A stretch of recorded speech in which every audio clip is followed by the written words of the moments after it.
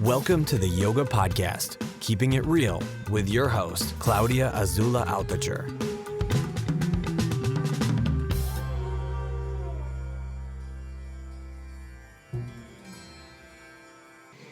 Hey, it's Claudia here. Welcome to the Yoga Podcast. Thanks for listening and tuning in today. I wanted to tell you in the raw what happened to me with this Mickey Singer situation, because the whole thing was so magical that I think you need to hear it, and it totally belongs in the Yoga Podcast. I had read The Untethered Soul, which I heard of through Oprah. That was the first ever live interview that Mickey Singer did. He's someone who has been living in the woods for 40 years and never leaves. And, he decided 40 years ago to stop listening to the voice in his head, which, when you think about it, is Yoga Sutra 1.1 and 1.2. Now that we're ready for yoga, yoga is the cessation of the fluctuations of the mind. That's it. Then, for questions and answers comes all the rest of the Yoga Sutras. But in the meantime, that's it. And this is what Michael Singer did. He said to himself, I know that the voice is going to tell me, do this, how dare them. I'm just going to do whatever needs to be done at the moment. And we asked him, where is the line? Does it mean you let people walk over you? For example, in the Surrender Experiment, which is his latest book, which also just hit the New York Times bestseller, he says after he committed to the surrendering experiment, he gets home one day and someone is building a house in his property. Now, I want you to picture that for a moment. Say you own a piece of land and you have a house and you get home and someone is building a house in your property. What would your mind do, right? I know mine would go beyond crazy. And as a matter of fact, as he tells in the book, his did as well, because we're human, we can't help it. That happens. The ego comes in and says, what right do they have? This is my property. How dare them? And blah, blah, blah. So he said, I'm going to go inside and I'm going to go and meditate for a while and chill out. And his criteria was, would this tremendous attack from the mind, imagine he's trying to surrender to the flow of life and this situation presents itself. Can he surrender? And so the thought that goes through his mind, that the wisdom that comes through the meditation is, would this hurt anyone? Or would this help? And the people who were building the house had told him that they were building it for him. He could use it later on. They were only going to live there for 3 months. And it was being done with a lot of love, with people who knew how to do it, with right planning and everything. And the answer was, no, it will not hurt anyone else. In fact, it might help someone else, which it did. And so he sort of swallowed his pride, as we say, and went outside and say, okay, go ahead, build a house. I'm on board. But that's the level of surrender that it took. And when I read The Untethered Soul, it was very interesting to hear the technique behind it. But reading the Surrender Experiment and seeing him go from being somewhat of a hippie, moving in a van into the woods, to what he has today, which is acres and acres and houses and a temple of the universe where you can find the Torah and the Bible and photos of Jesus, Indian sages, Hebrew, Hebrew just the Torah really, which you can't touch, and a temple to all religions where everyone is welcome. And we sang songs like the Our Father who art in heaven, which I don't know in English, so I had to sing it in Spanish. And to have this community of people that kept growing and growing because he surrendered. And not only that, but the kicker, I think, is that all he wanted was to meditate and be in the woods. And things kept happening to which, he kept asking, would this help? If the answer was yes, he would do it. He ended up being close to the CEO of WebMD. I don't think he was exactly CEO of WebMD, but WebMD is a major company. And he ended up merging with several different companies along the way. And when you read the book and you see how he keeps surrendering, what happened to me was like, wow, how oh my God, wow. And then the ultimate, sort of like almost like the crucifixion of God, of Jesus these days, which would be public shaming. The FBI rates, I don't know how you pronounce that, his business. And then he's in court and potentially can go to jail. And he's publicly shamed by all the newspapers. How do you surrender to that? How do you see the good in that? So I was so taken by this book. I couldn't put it down. I had to get it in book and then in audio so I could keep doing stuff as I was working for some preparation for something we were doing. And it kept me hooked all the way to the end. And I've begun to practice it. So both James and I wrote to the people at the temple, and they invited us over, which is not something they do very often. So it was like a huge blessing. We stayed in a cabin. We visited the Temple of the Universe. We sang some simple songs. And his only technique is notice the voice and ask yourself, has that voice in your head ever given you good advice? Has it ever given you good advice? I know it hasn't for me. Like, oh, no, you should call him. You should call him and tell him that you love him because that will make him love you back. Never worked. Or I should ask for a raise. Even though I have absolutely no idea why, I should definitely ask because I want it and I need it and I need it now. And I don't care that I have an added value. It doesn't matter. My voice has never, ever given me good advice. So I'm trying and working at this, which is that very simple first two sutras. Notice the voices in the head and retreat behind. And when you get emotions, that is your stuff, as he said in the lecture, that gets hit. Somebody says something, or as it happens to us when we were coming back in Orlando, we had a JetBlue with extra speed, so you can go through the line of security faster if you pay $50 more, and they didn't put us. They didn't put us in the extra speed line, and so I immediately the voice, it's just so unhappy about the stupidest things. We had plenty of time. There was absolutely no problem. But the voice goes, oh, no, I deserve, it goes there. And so right at the airport after visiting, I had plenty of opportunities to notice a voice go crazy and say, you know what? I'm not going to react to the voice. I'm not going to complain. I'm just going to observe it and let it pass through me. And the great thing that Mickey shared with me as we were driving around, and he was showing us all the things that the universe created because of his surrendering, including a huge building with 5 buildings where he had his office that is now empty. He was saying, it's really that simple. There is no mystery to it. There is no God, no religion, no. It's fine if you believe in something, but it's really not that hard. It's just about letting go of the voices in the head. And when the emotions come up, which they do, then let them pass through. It's an opportunity to let them pass through you. And not give them any more energy. Just release them. Just release them. We were driving through some of the fields that now the Temple of the Universe owns, and he was driving quite crazily. I was in the front, and I was like, okay, clearly someone else is driving here. I don't know who. And he was in half lotus. You know how you don't use the left leg? That's the amazing thing about automatic cars here in America. You don't use the left leg. So he was in half lotus, and he gave me this brilliant idea. Now I drive around in half lotus. And then he said to me, I asked him actually, are you afraid of death?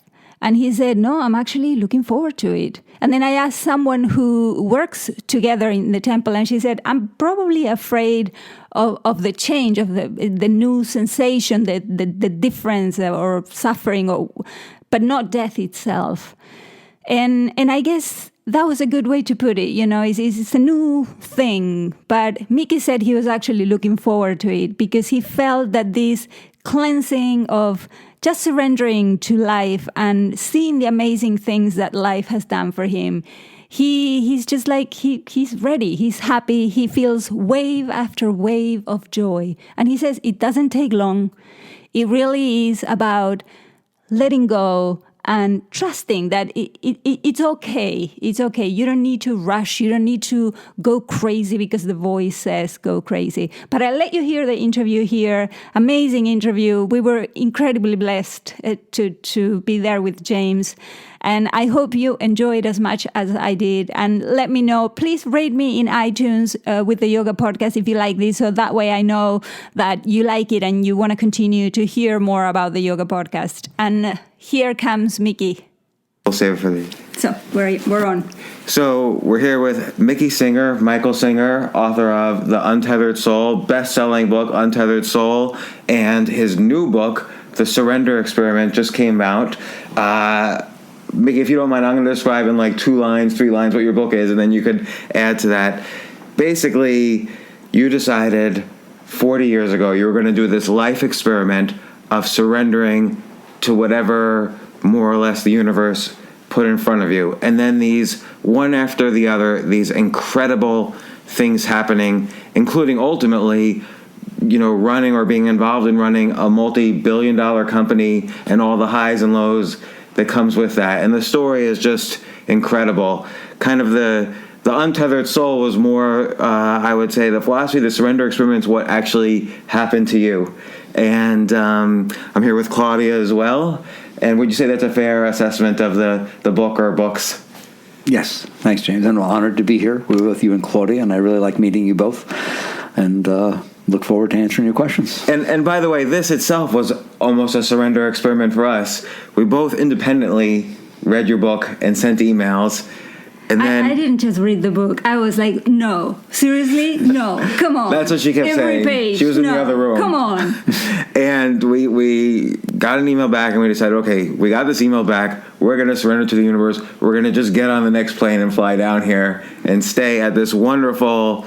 You moved here 40 years ago in your van and then built a house, and it was on 10 acres. And now it's over 1,000 acres or around 1,000 acres and all these buildings. And we've had an incredible experience the past few days. At the Temple of the Universe. Yeah, and hanging out with you and your friends. And so this was our surrender to podcast with you.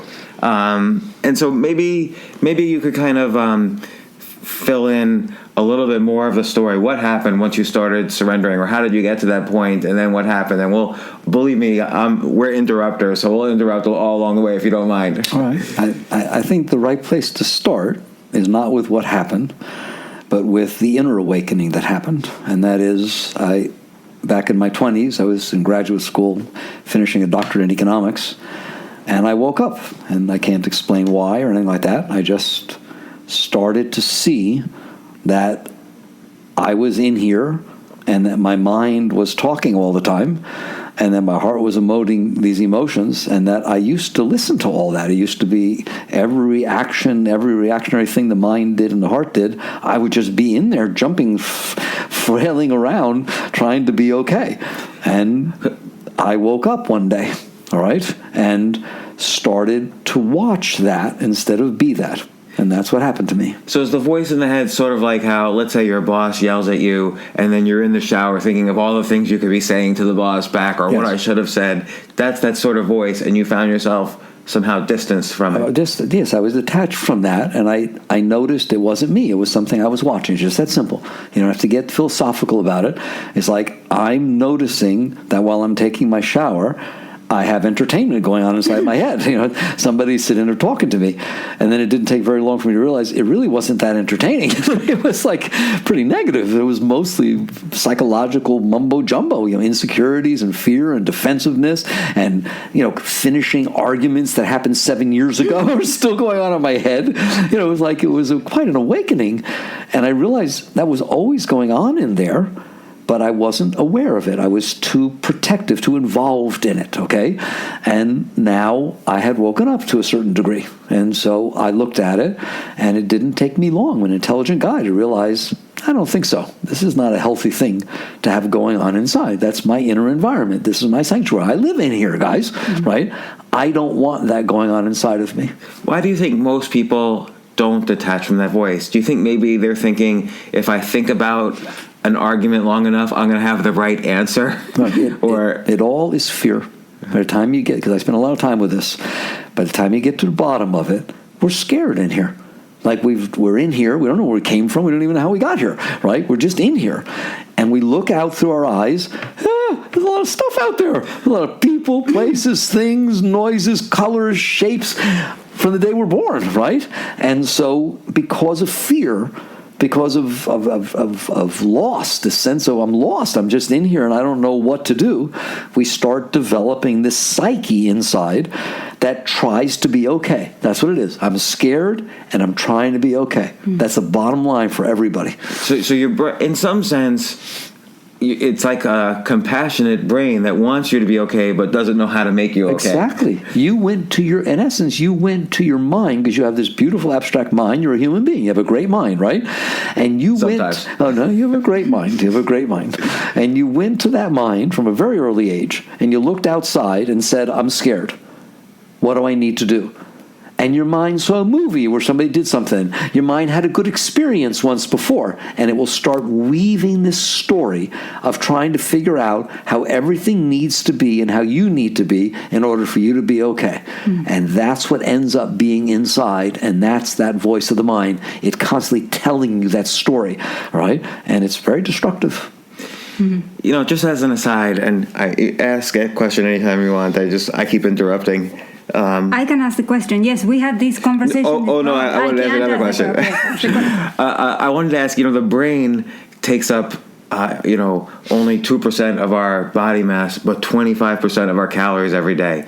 Do you think it's because that we're doing this constant churning of thoughts while it tries to protect us? Absolutely. It's also why we only use a very small percentage of our brain, because there are many parts of our brain, but we're totally focused on this fear protection oriented part.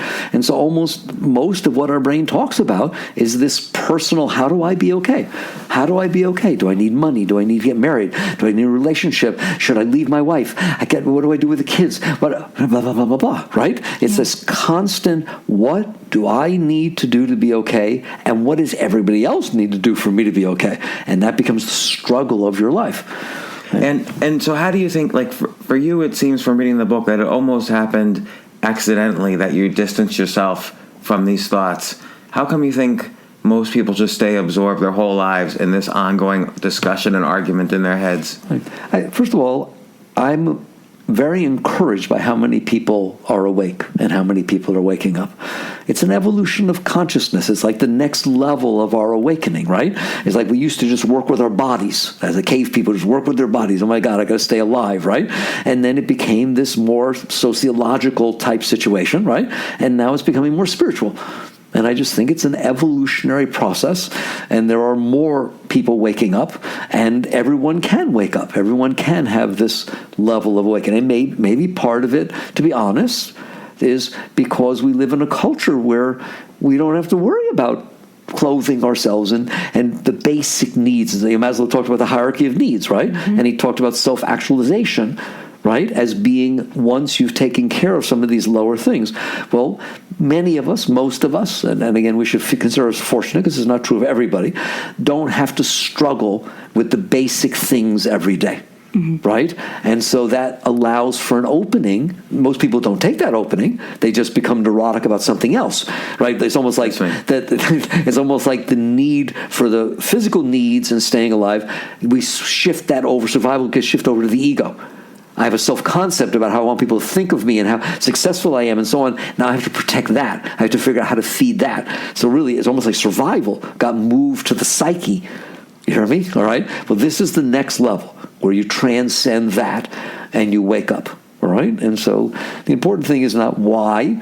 Everybody is capable of taking a step back, period. It's not even hard. And what the beauty, I've noticed, the Untethered Soul is waking a lot of people up. And it's not just me. There are lots of other beautiful spiritual teachers out there, Eckhart Tolle and Krishnamurti, and so many beautiful souls that are out there, and because they are awake, just their presence is waking up other people. Oprah, I consider her a person that's doing tremendous amount of work that's helping people wake up. I would like to play a little devil's advocate, because you live here in the Temple of the Universe, yes. And I mean the energy around here is amazing, yes. So I'm not surprised that you see people that, but we run a podcast called Ask Altitude Daily, And the majority of the questions from any stage of life is, I am desperate, Yes. I am stuck, Yes. I don't know what to do, I have no money, help. Good. Yeah, and let's say even like a specific example. Someone's in Ohio, single mother, 5 kids, needs to pay the rent, has no savings, doesn't like her job. Okay, so let's deal with it.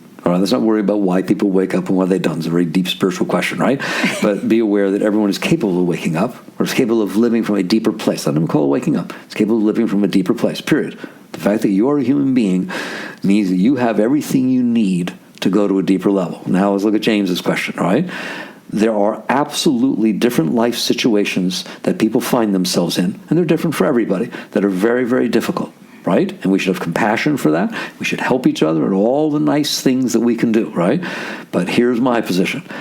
There's a problem outside. Does there have to be a problem inside? Outside and inside are 2 totally different places. Do you understand that? Okay? Outside, you don't have complete control over. I don't care what people tell you. You don't have complete control over the outside. You understand that? There's genetics, there's cause and effect, there's psychology, personality, there's other people. There's a lot of forces that create the outside. So you shouldn't take an attitude that I'm supposed to be able to control my outside and not have problems. Right? That's not true. All right?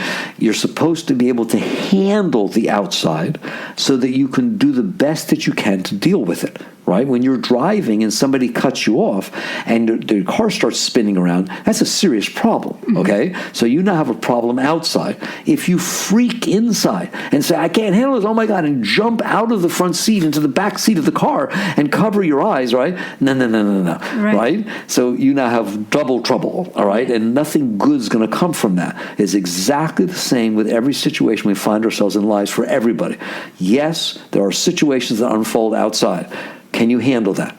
Can you start from a position of, yep, that's life, here it goes, here's life, this is what's in front of me.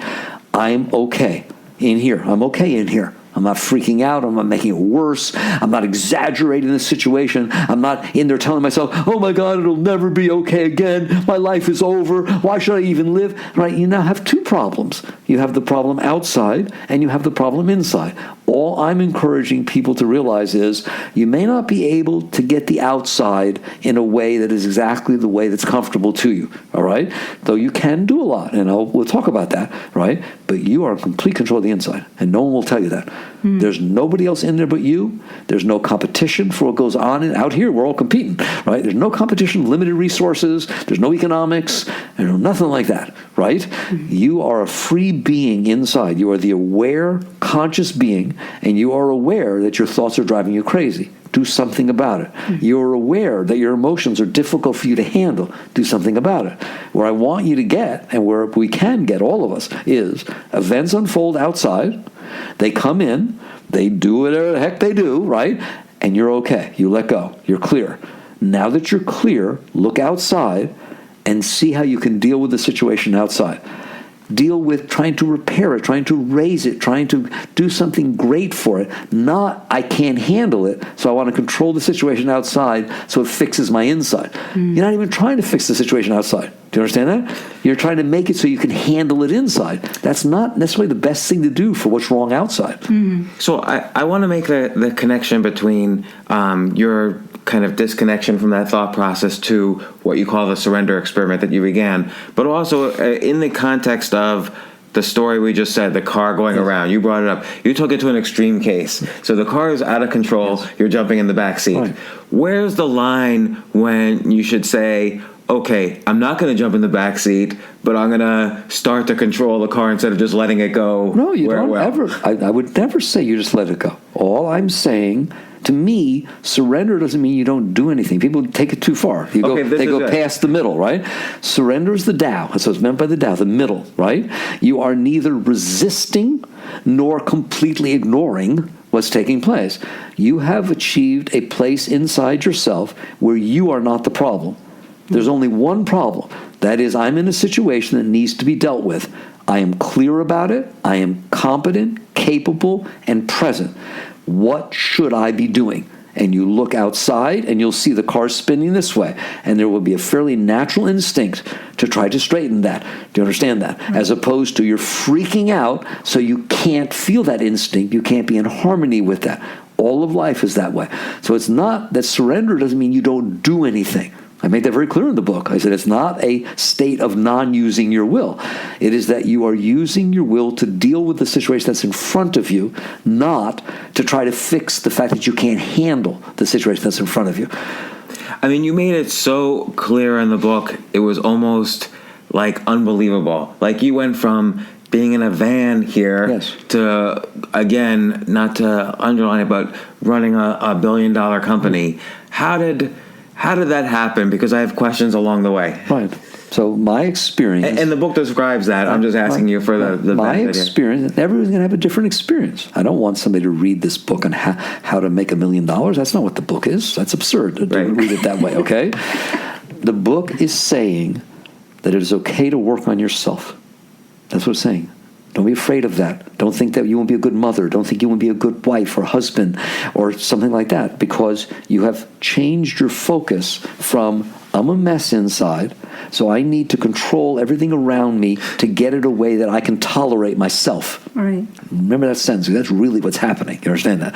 That's not nice to everybody else. That's not nice to yourself. It's not going to fix anything to try and create an environment where your sickness and your disturbance inside doesn't get too disturbed. That's really putting yourself in a little box, all right? Instead, you say, I am in here. This is my house. This is where I live. And I'm going to straighten this up. I'm going to get it nicer inside, all right? My experience is that if you do that, and that's the work you're doing, that a very different world will unfold in front of you than if you had been jumping in there, manipulating, screaming, carrying on, because it wasn't the way you wanted, right? And my experience, as you saw from that book, is that not only was it very different, it was almost miraculous. Mm-hmm. The way things unfolded in a very perfect sequence, and everybody showed up at just the right time, and each thing. But the truth is, isn't the universe that way? Don't the planets stay in orbit? Don't all the stars? Doesn't every single thing, does your body secrete at the right time? Almost always, right? Mm-hmm. The cells divide and everything happens and your food digests. Isn't it true that 99.999% of everything going on in your universe is perfect? Is so unbelievable. If you leave it alone, it just, gravity works. Everything is in harmony with everything else. So if you are willing to not project your problems on the outside world, maybe you'll be very surprised at what is naturally unfolding. Maybe the right person does show up at the right time, in terms of the overall balance of creation. Right. And that's what they talk about, right? So the Bible. Go ahead. I'm sorry. I have there's a scene in the beginning of the book. So you find yourself in the situation where you have exactly the amount of money required to buy a piece of property. Yes. And so you finally have a little place, and so miraculously you get a house. And then one day you're coming back from California, and there is someone in your property building another house. Yes.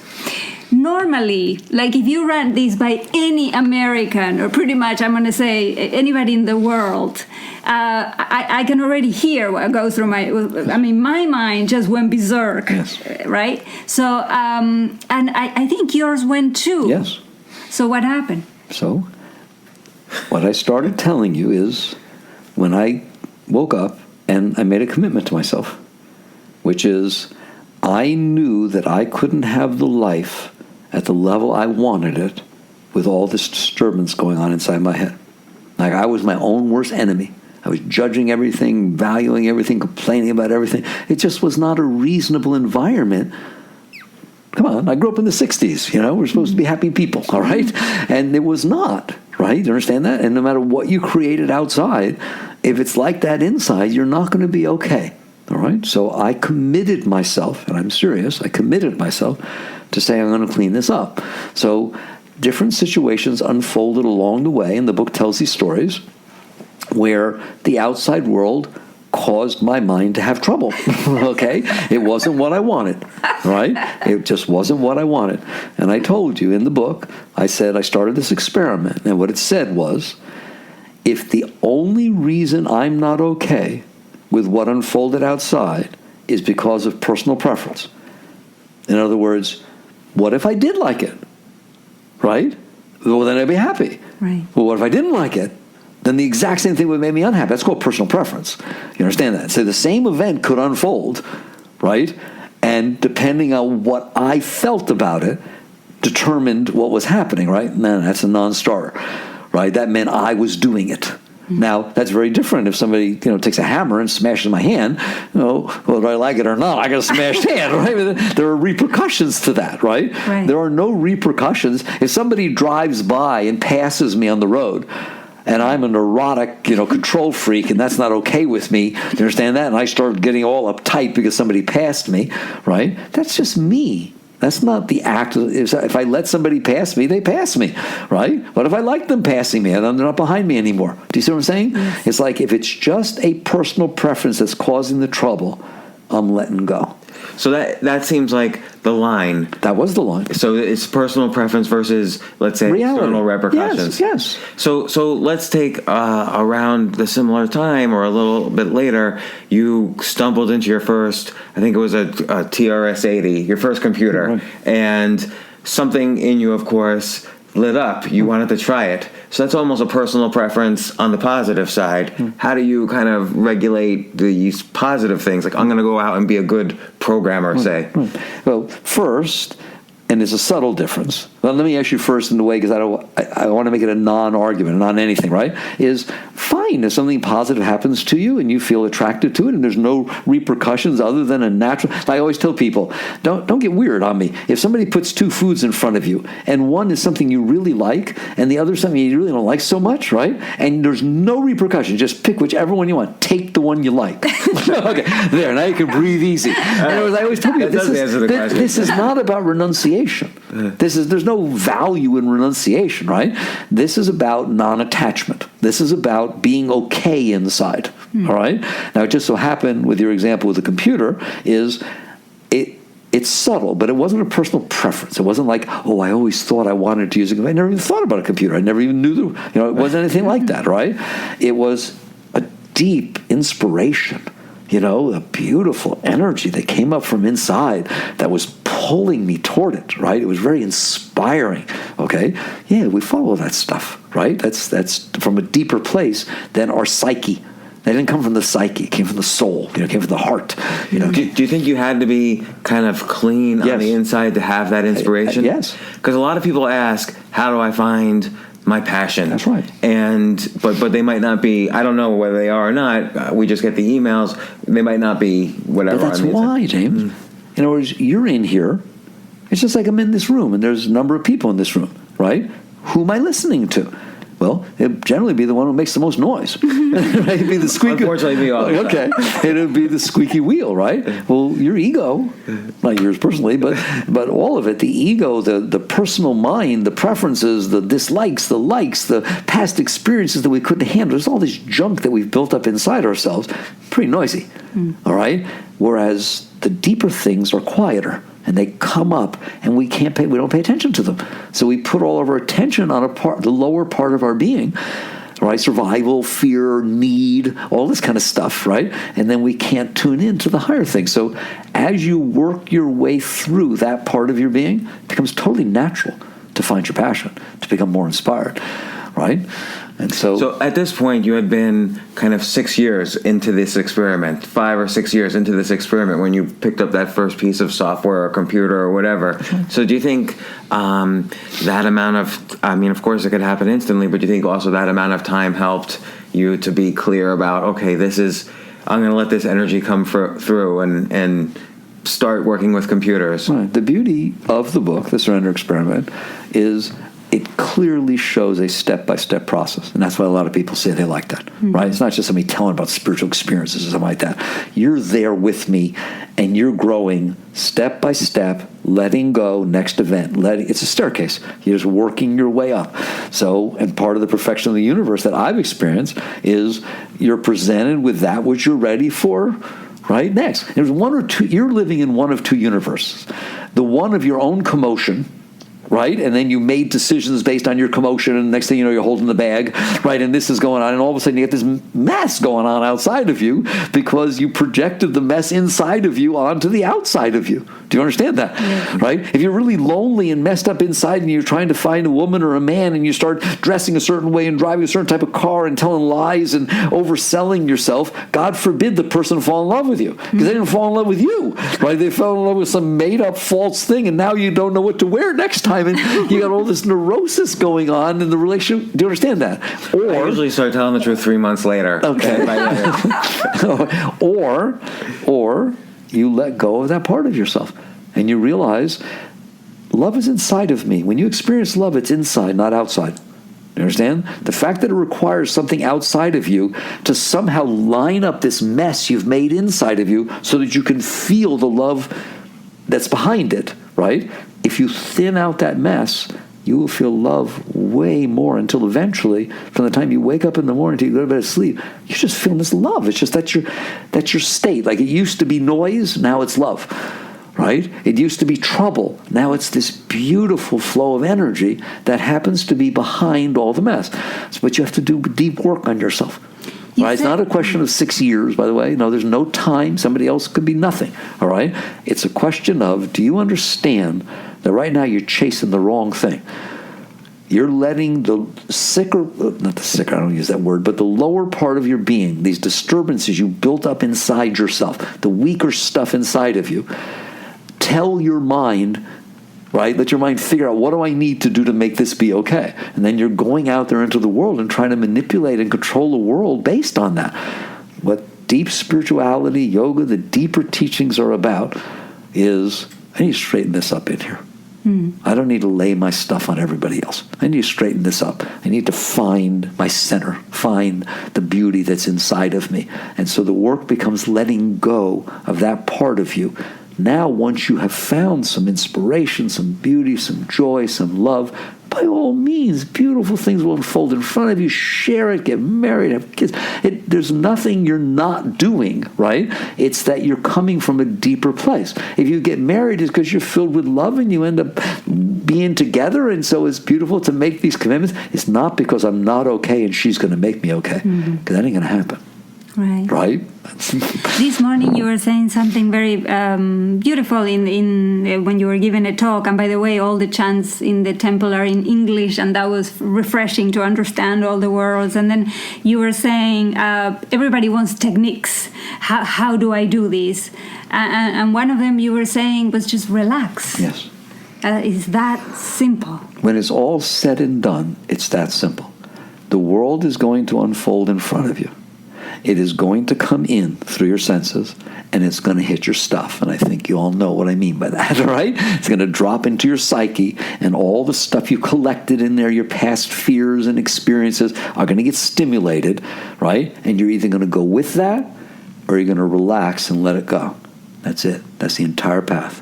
If you will relax, don't make it relax. As people say, it won't relax. I didn't tell it to relax. I told you to relax. You are the consciousness, the awareness of being. People will come to me and say, but you don't understand, Mickey, my mind won't shut up. You know what I'll say to them? How do you know? They'll get so mad at me. How do you know it won't shut up? Well, I'm in here. I hear it. Be in there and relax from that place. While hearing the voice. It doesn't matter. You relax. There's a difference between hearing the voice and listening to the voice. Do you see that? Right. Right? Now, the crickets are chirping, but I'm listening to you, not to them. Eventually, the voice is just the crickets in the background. It's your psyche being the neurotic self that it is. You understand that? You don't have to own that and fix that. You just have to not be that. You're the one who notice. You do notice that, don't you? Then relax. Just relax. Let go. Don't get pulled into it.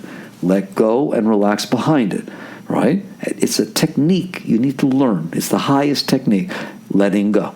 And that's what surrender is. And so in the book, of course, life is always a roller coaster, no matter what happens on the inside. Externally, life is a roller coaster, and you've been through it.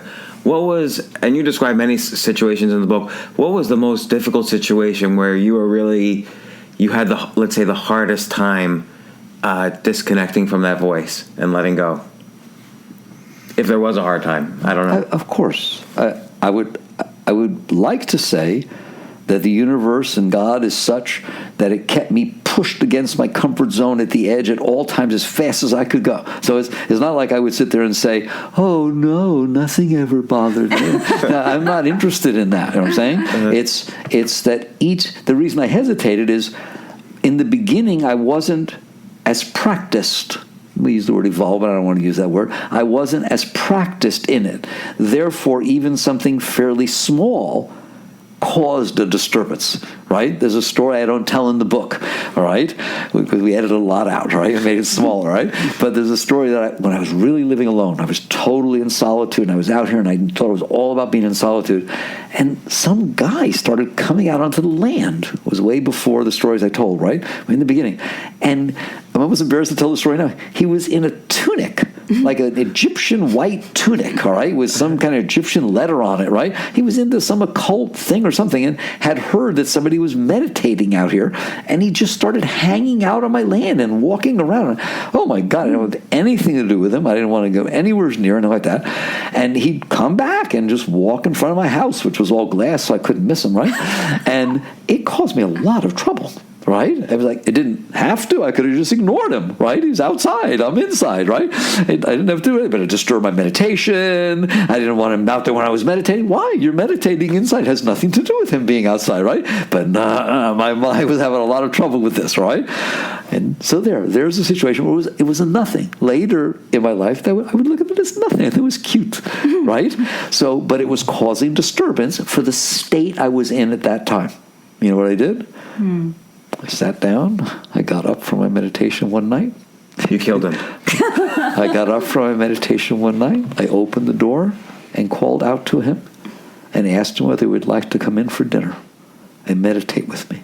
And it was like nothing inside my being wanted to do that. Are you kidding me? All right? But I was making a choice. Which do you want to listen to? You want to give in to that stupid neurotic self inside of you, right? So the guy came in, he wanted to meditate. I said, well, okay, before dinner, I meditate, right? Well, he thought 5 minutes. Well, I used to meditate for an hour before dinner. So I went upstairs, I sat there, and he's restless, moving around, all this kind of stuff, right? And it was time for dinner. Well, all I ate was this little tiny little dinner salad, right? That guy never came back. So I got rid of two things that night. That voice inside my head, I let him know, you're not running things here. Sorry that there's somebody walking outside that you don't like. Do you understand that? You're not the boss. You don't own me. And we're going to let go, right? And so I'm showing you that example was a simple little nothing, right? People walk around now all the time. It doesn't bother me one single iota.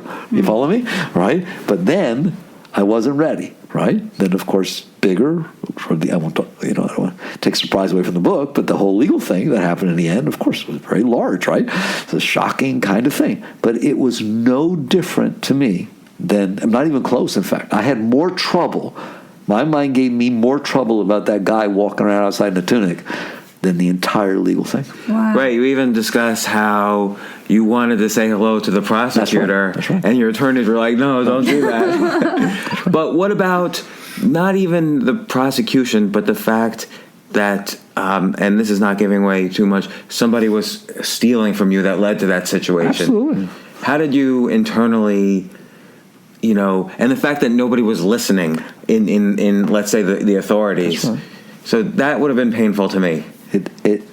There is no question that being in a situation, any situation, where you feel that people don't understand what you're saying, they're not listening. They've got their own view, and it's not what happened, right? There's a total misunderstanding, right? But yet nobody's listening.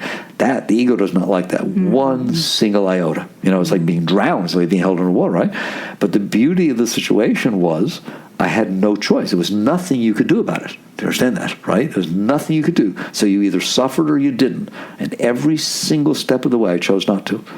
Period. I chose not to suffer. So you saw it coming up like, oh, I'm about to get angry, and then you would... I never felt anger. It's fear, right? The fear creates anger, right? But I in any event, basically what you would feel is fear.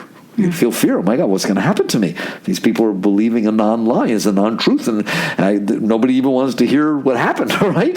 And so you sit there and look at that and say, if I give in to that, because again, by that point, I'd done years and years and years, and 10, 20, 30 years of work on myself, right? And so the decision is always the same. Is this any different? And the answer is no.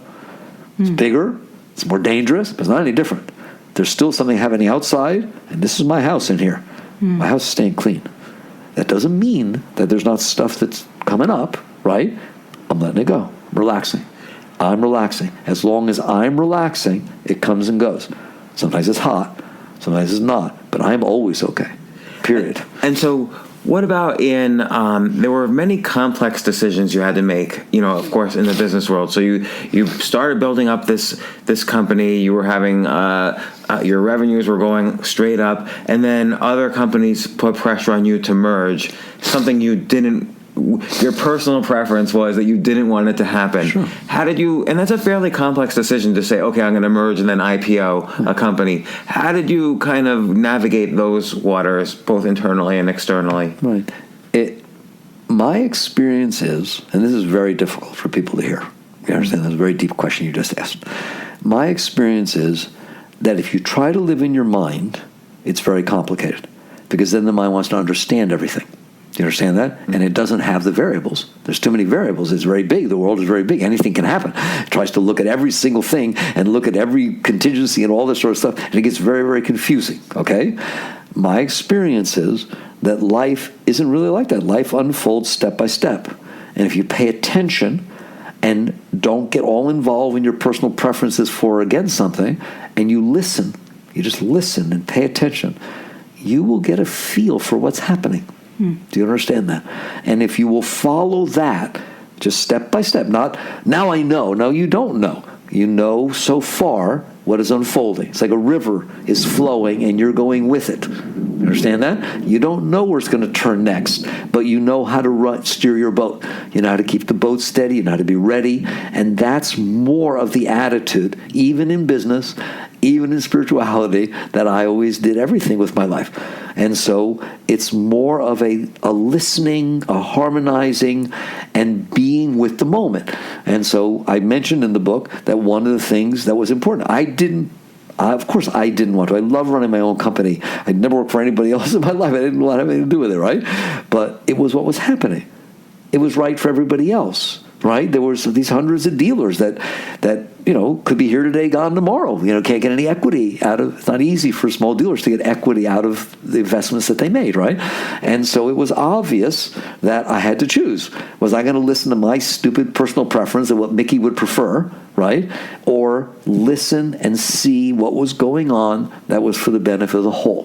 Mm-hmm. And if you look from the whole, you make some really better decisions. You understand that? That's a whole new component, though, because then it's just not, is it my preference, is it not my preference, but when it involves so many other people, as in the situation of business, is also what is good for everyone involved. If you look at the whole, you're always better off, right? And that goes for the environment, that goes for the society, right? In other words, at some point, we're just too caught in ourselves, and the only thing we can see is our own personal fears and desires. Do you understand that? And that is how most people live. This is about me, all right? And I'm trying to make a decision of what will be best for me. Even then, you don't know what the right decision is, right? When you let go of that part of you, over time, your vision is not limited to you. You start seeing other people. You start seeing a community. You start seeing the whole creation. You start seeing the whole thing. And you let the factors of the whole be part of what's coming into you. And decisions are way easier. Things that seem like you wouldn't know what to do, you know exactly what to do. You know what's right. You just didn't want to do it. So it's interesting. It's again relates to your, and I hate to make it like a technique, but it relates to your earlier line, look at your personal preferences. And then earlier you said, if it has negative repercussions externally, don't do it. Here's a case where something you thought, without having all the variables, okay, this looks like it has positive repercussions, so you did it. It was, even though it was against your personal preference. There was one thing I knew for sure. Mickey liked doing his own thing. Mickey didn't want to get involved with all these people, all this kind of stuff. He liked having his own little clean company, and he was under control, and he did his thing. Okay? Whoopee. What's new? You follow me? Mm-hmm. All right? I don't want that to be the decision maker. It's just that simple. I had learned that that's not the decision maker, right? So it's almost like somebody would then say, but what is the decision maker? How about I look in the eye and said, not that is good enough? Just being open enough to where not that is the decision maker. There are many other forces and factors come in to where you find a deeper harmony right? And by the way, it's not even like I measure outcome by saying, well, what ended up happening, right? It's like what ended up happening is a continuation of a journey, right? You don't get to sit there and say, but I wanted it to be this, right? It's good enough to follow the flow. It's good enough to enjoy your life and enjoy serving and be involved and surrender to the unfolding of the universe that's happening around you. Come in harmony with it. That is in and of itself its own journey and its own reward. And the reward of not carrying this mess inside your head, right? That it was about me and I didn't get what I wanted or I should have gotten this. You'll never be okay. You know that. The mind is never okay. Versus you let go of that and all of a sudden you are okay during all of it. And that's the beauty of the surrender experiment. It shows all these different positive and negative things that happen. And not only was I okay with all of them, by the time they were done, I was more okay than I'd ever been before forever. Wow. They were growth experiences. That's what's wrong with us. What we're trying to do is stop our growth. We're trying to say, I'm only okay with this person, this situation, being treated this way and this kind of thing, and now I have to make that happen. Well, then you don't grow. You stay stuck exactly where you are. It's almost like, maybe correct me if I'm wrong, it's almost like the worst experience is, and by worst, That's I'm right. using like the general external judgment event. The worst experience is, it's like, oh wow, here's an opportunity to really take a step. Absolutely. There is no lose once you start playing this game. Once you understand that the less of you that's in the way of you experiencing life is, the better off you and everybody else is, the more you can actually experience that here and now experience of life coming into you is oh my God, it's a peak experience. It's a beautiful experience. All right? People do all kinds of things. They climb Mount Everest, right? Because of the realness of the experience, right? I'm telling you, every minute of every day for everybody is like climbing Mount Everest. It is a situation that's unfolding in front of them that's challenging them to the depth of their being. They've just decided they don't want to be on a mountain climbing it, right? You change your attitude, and then what you said is true. If it unfolds in a way that doors are opening up and so on, well, this is beautiful. It's beautiful. You get to sail clear sailings, right? If a storm comes and you've got to bring out your best sailors and hang on to the rudder and coming about, right? And you just then you're a better sailor, aren't you, that you went through that typhoon. Right. You follow me? So that's life. Life is always teaching you. It's always improving you. It's always making you greater if you're willing to dance the dance that's there. Not if you've decided I will only be okay if it matches what I want. Does that make sense? Yeah. So another thing I really like that you said today that it made me go, oh, thank God, is that you said you don't have to meditate, you don't have to sit straight, you don't have to do yoga, you can if you want to, but it's not really about that. You just have to relax. And I was like, thank God. But I also said that it's good to do those things. Oh, no, of course. She's a yoga instructor. There's also the balance, but it's not like you have to sit for an hour in a straight position until everything hurts. It means nothing to do that. In other words, if you get into an asana and it's stressful, a little painful to you, right? The only benefit is that you learn to relax in the face of that stress. Because then, on our everyday situation, when the husband says, oh, sweetheart, when you come home tonight, we need to have a talk. Right? All of it. That, to me, is an asana. That, to me, is a yoga posture. That now something that's uncomfortable, right, is there. Can you relax through that? Can you still have a beautiful day? Can you be comfortable? Can you not have built in your mind what the heck he or she's going to talk about and answered every, oh my God. Can you just relax and be present in the moment?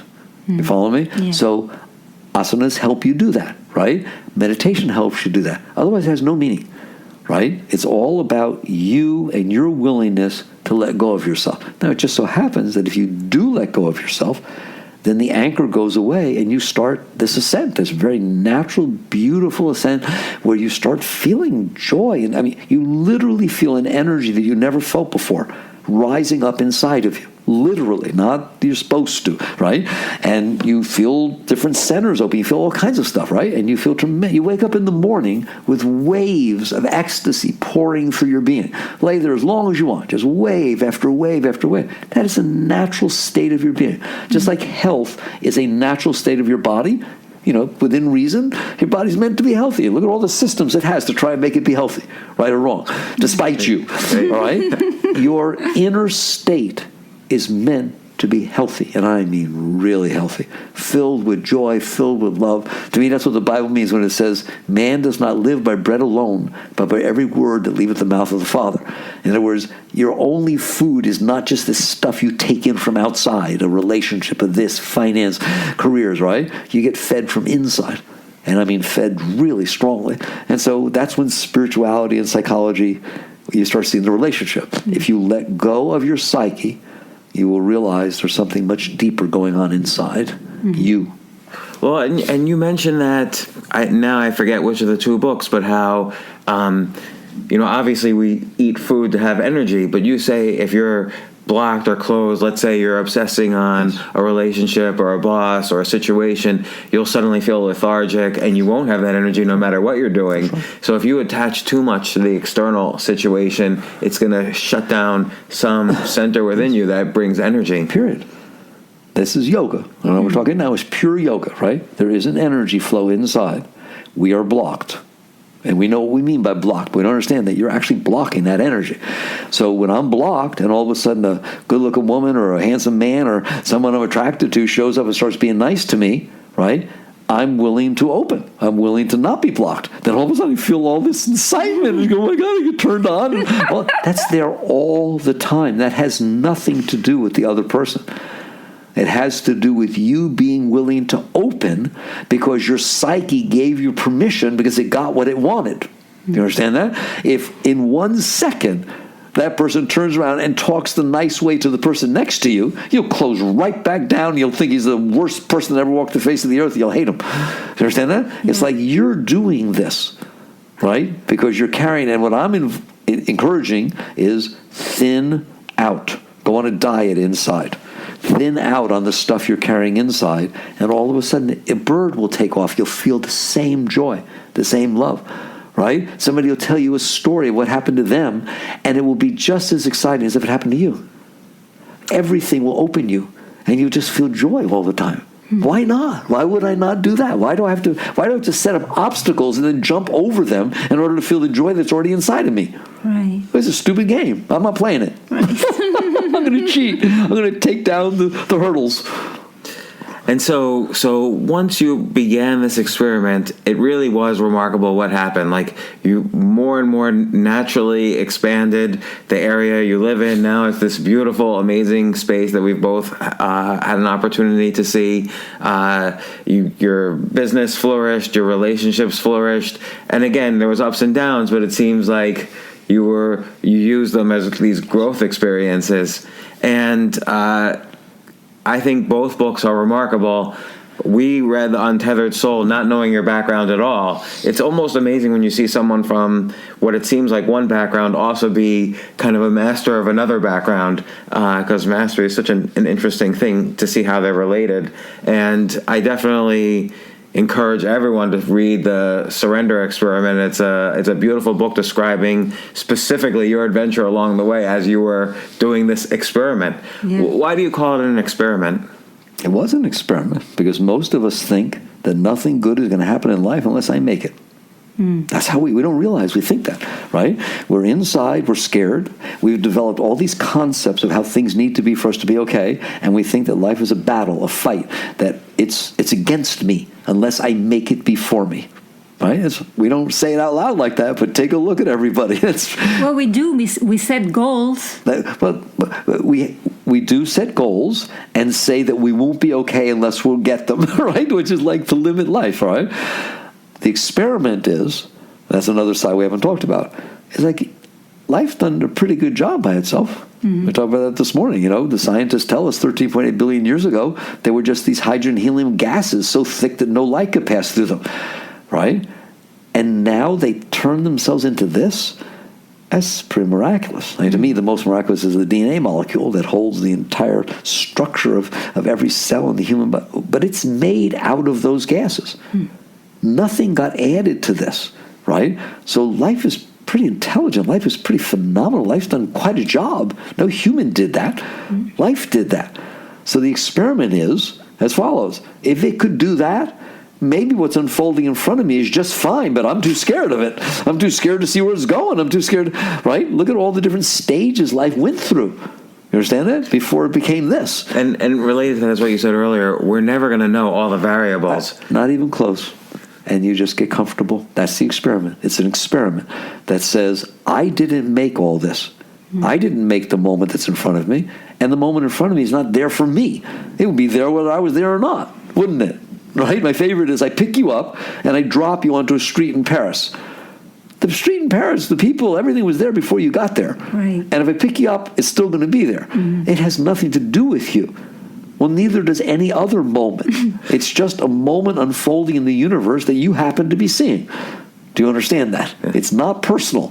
And so the question becomes, do you want to learn how to handle the reality that's unfolding in front of you so that, and this is where I get my bottom line, so that your life can become about serving the moments that are unfolding in front of you instead of manipulating and controlling them to try and make it match what's wrong inside of you. Those are two totally different lives. That's a great way to put it, just serving the moment. You serve the moment, raise it. What can I do? It's going somewheres. Can I be in harmony with it? How can I help it? Instead of complaining about it. So let me ask an aside question. The Untethered Soul comes out. A few years later, Oprah Winfrey calls and says, come on my show. How excited were you? I wasn't excited, right? It literally happened right here in this house. You happened to be in my house, right? And one Sunday, my cell phone rang, and I don't give out my cell phone number very often, right? My cell phone rang, and I picked it up, and the lady on the other end said, hello, is this Michael Singer? I said, yes. She said, this is Oprah Winfrey. Jesus. How did she know your phone number? Is she like... She'll tell you. Like, it really was very beautiful, right? Is a week before... Right, maybe in 2 weeks before, I guess she got mad at me. Whatever. 2 weeks before, the earth rumbled. Like, I mean, holy mackerel. Anyone that knew anything about Mickey Singer got a phone call. My publisher, my wife Donna has her own phone number, right? Her phone number started ringing because I don't have a listed number. And everybody, anything that had anything to do or could possibly know Mickey Singer was getting called by Oprah Winfrey's staff.